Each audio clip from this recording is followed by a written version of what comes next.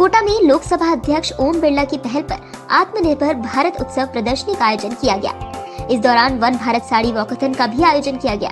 केंद्रीय राज्य मंत्री दर्शना जरदोश ने इस रन की शुरुआत की और खुद भी महिलाओं का प्रतिनिधित्व करते हुए रन में आगे चली।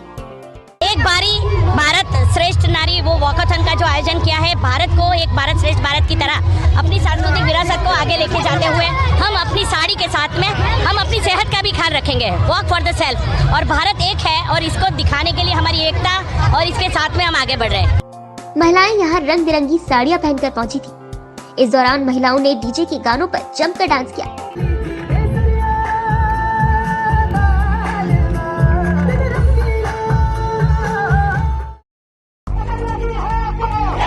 लद्दाख को केंद्र शासित प्रदेश के लिए छठी अनुसूची के तहत राज्य का दर्जा देने और संवैधानिक सुरक्षा की मांग को लेकर हजारों लोगों ने मार्च निकाला। इस दौरान पूरा लद्दाख बंद रहा। लेह एपेक्स बॉडी और करगिल डेमोक्रेटिक अलायंस द्वारा संयुक्त रूप से यह विरोध प्रदर्शन किया गया। इसमें हजारों पुरुषों और महिलाओं ने कड़कड़ाती ठंड के बावजूद लेह की सड़कों पर प्रदर्शन किया, जिसके चलते आज लद्दाख में पूरी तरह शटडाउन लग गया। उन्होंने नारे लगाते हुए लद्दाख को राज्य का दर्जा, संविधान की छठी अनुसूची को लागू करने और लेह और कारगिल जिलों के लिए अलग अलग संसदीय सीटों की मांग की। केंद्र ने घोषणा की है कि लेह एपेक्स बॉडी और कारगिल डेमोक्रेटिक अलायंस के प्रतिनिधियों के साथ दूसरे दौर की बातचीत की जाएगी, लेकिन इसके बावजूद बंद आयोजित हुआ। केंद्र ने पहले ही लद्दाख के लोगों की मांगों पर विचार करने के लिए राज्य मंत्री नित्यानंद राय की अध्यक्षता में एक उच्च स्तरीय समिति का गठन किया है। क्रिप्टो करेंसी में निवेश का झांसा देकर राजस्थान के 8,000 से ज्यादा लोगों से 100 करोड़ रुपए ठग लिए। ठगी का मास्टरमाइंड प्रमोद शर्मा है। इस महाठग ने क्रिप्टो करेंसी ईथर के नाम से मिलता जुलता नाम रखकर ऐप बनवाया। 200 दिन में करोड़पति अरबपति बनने का झांसा दिया। ये मास्टरमाइंड सेमिनार के जरिए लोगों को प्रभावित करता।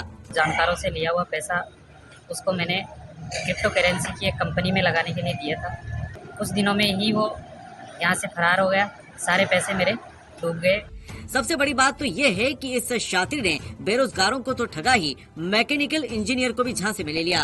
जब पैसा वापस करने का समय आया तो उन्होंने हमें चेक और खाली स्टाम्प दिए। जब उनका समय आया तो वो यहाँ से भाग छूटे।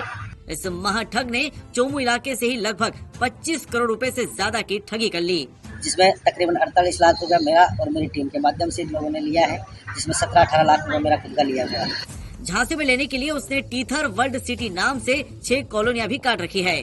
प्रमोद शर्मा की पत्नी आरती शर्मा, जो कांग्रेस नेता बताई जा रही है, उसके भाई मामरा शर्मा ने लोगों में विश्वास पैदा किया और इसी बात का फायदा प्रमोद शर्मा ने उठाया। हालांकि पुलिस कोई कार्रवाई नहीं कर रही है। पीड़ितों को अधिकतर मामले कोर्ट से ही दर्ज करवाने पड़ रहे हैं। प्रधानमंत्री नरेंद्र मोदी 2 दिन के दौरे पर शनिवार को गुवाहाटी पहुंचे। रविवार सुबह उन्होंने मुख्यमंत्री हिमंता बिस्वा शर्मा के साथ रोड शो किया। इसके बाद गुवाहाटी के वेटनरी कॉलेज ग्राउंड में मां कामाख्या मंदिर कॉरिडोर समेत 11,000 करोड़ रुपए से ज्यादा के प्रोजेक्ट्स का इनॉग्रेशन किया। इस मौके पर पीएम मोदी ने सभा को संबोधित किया और कहा, मुझे एक बार फिर मां कामाख्या के आशीर्वाद से असम के विकास से जुड़े प्रोजेक्ट्स आपको सौंपने का सौभाग्य मिला है। थोड़ी देर पहले यहां 11,000 करोड़ रुपयों के प्रोजेक्ट का शिलान्यास और लोकार्पण हुआ है। ये सारे प्रोजेक्ट असम और नॉर्थ ईस्ट के साथ ही दक्षिण एशिया के दूसरे देशों के साथ इस क्षेत्र की कनेक्टिविटी को और मजबूत करेंगे। मां कामाख्या कॉरिडोर को काशी विश्वनाथ कॉरिडोर की तरह 498 करोड़ रुपए खर्च करके डेवलप किया जाएगा। इसके अलावा पीएम मोदी ने असम माला सड़कों के सेकंड फेज की भी शुरुआत की। इस फेज में 43 नई सड़कें और 38 कंक्रीट के पुल बनाए जाएंगे और इसमें कुल 3,444 करोड़ रुपए खर्च होंगे।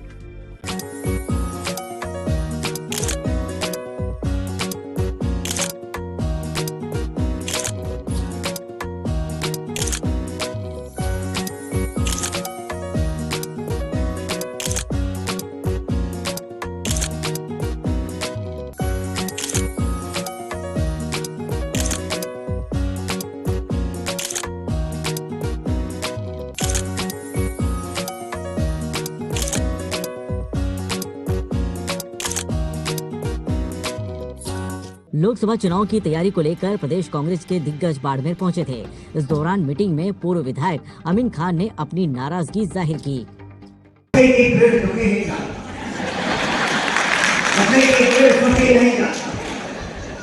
हमारे से क्यों नाराज होता है? सीधा इंसान लगातार ISI के एजेंट, अब ISI के एजेंट कहने में हालात में खड़ा जाता है। पूर्व विधायक ने कहा कि राम को हम भी पूछते हैं। अयोध्या मंदिर हो चाहे और मंदिर हो, मंदिर में तो हमारा हक है, केवल कोई हिंदुओं में क्या लेना है? राम है तो राम का खुदा और राम को हम।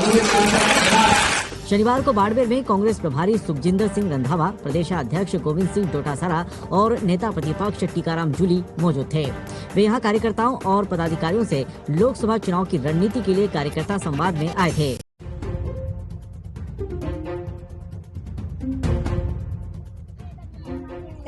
कोणता नालायक